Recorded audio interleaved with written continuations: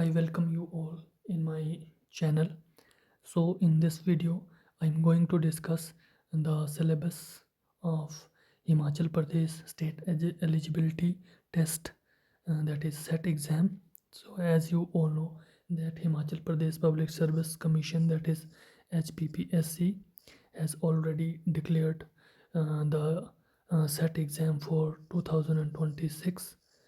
So in this video I am going to discuss the syllabus of this exam, and the syllabus of the second paper, that is English literature. सो आज की video शुरू करते हैं।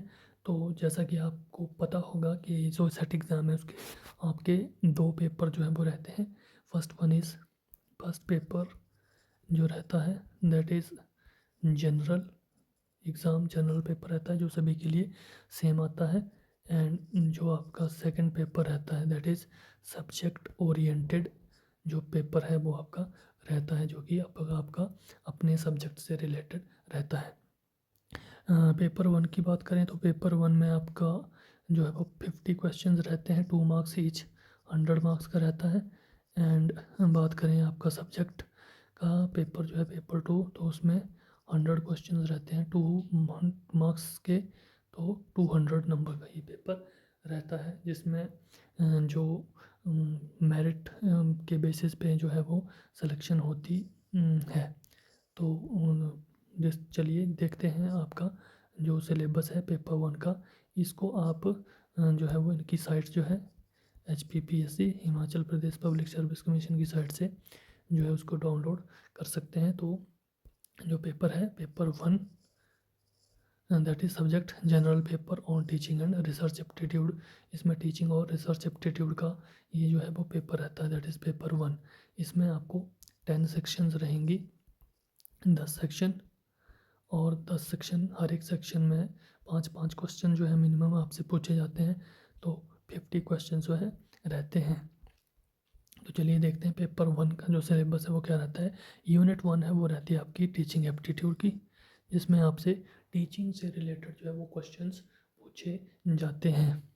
तो इसमें बहुत सारे टॉपिक हैं, जैसे कि टीचिंग के कॉन्सेप्ट, ऑब्जेक्टिव्स क्या हैं, लर्नर की कैरेक्टरिस्टिक्स क्या रहती हैं, फैक्टर्स कौन कौन से फैक्टर्स हैं जो टीचिंग को अफेक्ट करते हैं, टीचिंग रिलेटेड जो प्रोसेस है उसको, एंड मेथड्स ऑफ टीचिंग जो है कौन कौन से मेथड्स यूज होते हैं टीचिंग में, एंड जो टीचिंग सपोर्ट सिस्टम जिसमें हम क्या है ICT का जो फोकस है उसके ऊपर बात करते हैं। इवैल्यूएशन जो सिस्टम रहता है that is types of evaluation जो है वो चॉइस बेस्ड, क्रेडिट सिस्टम जो है, एंड कंप्यूटर बेस्ड टेस्टिंग जो है। और नेक्स्ट यूनिट नंबर 2 जो है दैट इज़ रिसर्च एप्टीट्यूड। तो इसमें आपके जो है वो रिसर्च से रिलेटेड क्वेश्चन पूछे जाते हैं, क्योंकि जो नेट और नेट का सिलेबस जो है वो बिल्कुल सेम ही है सेट के एग्ज़ाम के साथ। तो इसमें जो है क्योंकि आप हायर स्टडी जो PhD है उसके लिए भी एलिजिबल होते हैं, तो इसमें रिसर्च एप्टीट्यूड से रिलेटेड क्वेश्चन भी आपसे पूछे जाते हैं, जिसमें आपसे रिसर्च के बारे में पूछा जाएगा, मीनिंग पूछा जाएगा, टाइप्स हैं, कैरेक्टरिस्टिक्स हैं, उसके बाद रिसर्च के जो मेथड्स हैं, एक्सपेरिमेंटल है, डिस्क्रिप्टिव है, इस तरह के स्टेप्स जो हैं इससे क्वेश्चन आता है आपका रिसर्च के स्टेप्स क्रोनोलॉजिकल ऑर्डर में। उसके बाद थीसिस राइटिंग और आर्टिकल राइटिंग जो उसका फॉर्मेट पूछा जाता है। उसके बाद जो है वो एप्लीकेशन क्या है ICT की रिसर्च में, रिसर्च एथिक्स से भी क्वेश्चन आता है। तो ये है रिसर्च एप्टीट्यूड। नेक्स्ट है आपकी unit number 3 that is comprehension. इसमें आपको एक पैसेज जो है वो दिया रहता है एग्ज़ाम में, और उसके बेसिस पे आपको क्वेश्चन पूछे जाते हैं, उसका आंसर करना होता है। Next is question unit number 4 that is communication. So communication की जो सेक्शन है इसमें आपसे कम्युनिकेशन का मीनिंग जो है, टाइप जो है, करेक्टरिस्टिक्स पूछे जाते हैं, and effective communication, verbal non verbal, इसके बारे में जो है वो क्लासरूम कम्युनिकेशन के बारे में पूछा जाता है। बैरियर्स ऑफ इफ़ेक्टिव कम्युनिकेशन इसमें क्वेश्चन आता है, and mass media and society का क्या रोल है उसके बारे में। Next unit number 5 is mathematical and reasoning aptitude. तो इसमें मैथ्स और रीजनिंग से रिलेटेड आपसे कुछ क्वेश्चन जो है वो पूछे जाते हैं। Next is unit number 6 that is logical reasoning. Logical reasoning के क्वेश्चन भी आपको पूछे जाते हैं। इसमें ये सेक्शन जो है खासकर प्रणास, प्रत्यक्षा, परसेप्शन, अनुमाना, इन्फेरेंस, उपमा, कंपैरिजन, शब्द, वर्बल टेस्टिमनी, इससे क्वेश्चन जो है वो आता है। Question unit number 7 that is data interpretation. एक आपको फ्लो चार्ट या कुछ डेटा जो है वो दिया रहता है, उसके बेसिस पे डेटा इंटरप्रिटेशन के कुछ एक क्वेश्चन जो है पूछे जाते हैं। थोड़ा लेवल इसका इजी रहता है, वैसे तो उतना टफ नहीं है। नेक्स्ट है question unit number 8। Unit 8 is ICT, information and communication technology. Computer का क्या रोल है, ICT के क्वेश्चन आपसे पूछे जाते हैं। एब्रीविएशंस यहाँ पे पूछी जाती हैं। Internet, email, audio video conferencing, digital initiatives in higher education and ICT in and governance के बारे में। तो ICT के ये क्वेश्चन जो है वो रहते हैं। नेक्स्ट है unit number 9 that is people and environment. इससे भी आपके जो है वो क्वेश्चंस रहते हैं। ये भी सेक्शन थोड़ा इजी रहती है। इसमें आपसे ग्लोबल वार्मिंग से क्वेश्चन आता है, ग्रीन हाउस गैसेस से क्वेश्चन बनता है, and impact of pollutants on human health. The last unit is unit 10 that is higher education system. इसमें हायर एजुकेशन के क्वेश्चन आपसे पूछे जाते हैं। तो ये नोट है that 5 questions each carry 2 marks are set from each module. हर एक मॉड्यूल से 2 नंबर का क्वेश्चन जो है, 5 क्वेश्चन जो है वो आपसे रहेंगे। और 10 सेक्शन है, 10 इंटू 5 इक्वल टू 50, तो 50 क्वेश्चन। पहले 60 क्वेश्चन रहते थे नेट के एग्ज़ाम में भी, उनमें से आपको 50 अटैम्प्ट करने रहते थे, लेकिन अब पैटर्न चेंज हो गया है तो 50 क्वेश्चन रहते हैं। तो यही आपको करना है। तो पेपर 1 का जो नेट का सिलेबस है और सेट का सिलेबस है वो सेम है। पेपर 2 का भी जो नेट का सिलेबस है वही आपको सेट में भी पूछा जाता है। तो कौन सी बुक आप जो है इस एग्ज़ाम के लिए जो है वो खरीद ले सकते हैं। तो पेपर 1 के लिए जो है वो बहुत सारी नेट की बुक्स आपको आती हैं। नेट पेपर 1 करेंगे आप तो अमेज़ॉन फ्लिपकार्ट पे आपको बहुत सारी किताबें मिल जाएंगी। अरिहंत की मिल जाएगी, लेकिन जो मेरी प्रेफरेंस है, जो मैं आप लोगों को रेकमेंड करूँगा that is KBS Madan sir की एक बुक आती है पेपर 1 की, Hindi and English both medium में है। ये बहुत ही अच्छी बुक है from net point of view as well as set point of view. तो अच्छी बुक है ये। आप KBS मदान सर की जो बुक है उसको बाय कर सकते हैं। इस बुक से आप जो है वो पढ़ सकते हैं। और एक कॉमर्स नेट अचीवर करके एक चैनल है यूट्यूब पे, तो वो भी पेपर 1 का काफ़ी अच्छी पढ़ाते हैं सर। तो उनसे आप जो उस चैनल से फ्री में कुछ ना कुछ जो है वो सीख सकते हैं।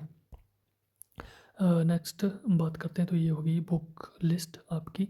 नेक्स्ट बात करते हैं हम जो पेपर 2 आपका रहेगा दैट इज़ सब्जेक्ट ओरिएंटेड। क्योंकि मेरा सब्जेक्ट जो है वो इंग्लिश है, इसीलिए मैं इंग्लिश सब्जेक्ट की बात करूँगा। मैंने 2017 में आई थिंक सेट किया था, और उसके बाद मैं 2 बार डबल JRF मेरा है, JRF डबल JRF है 2023 आई थिंक, एंड 2022 में जो आपका ये कॉलेज कैडर का एग्ज़ाम रहा था जो कि HPPSC ने कंडक्ट करवाया था, उसमें भी इंटरव्यू तक मैं गया था, लेकिन somehow I could not able to qualify that interview. तो चलिए बात करते हैं पेपर 2 की। तो पेपर 2 का जैसे कि आपको बताया मैंने कि नेट और सेट का सिलेबस जो है वो सेम ही है, ये डिटो फोटो कॉपी है नेट के सिलेबस की। तो इसमें भी आपकी जो है वो 10 यूनिट्स रहेंगी पेपर 2 की इंग्लिश की। First is unit 1 is drama, second unit is poetry, third unit is fiction and short story, unit 4 is non fiction pros.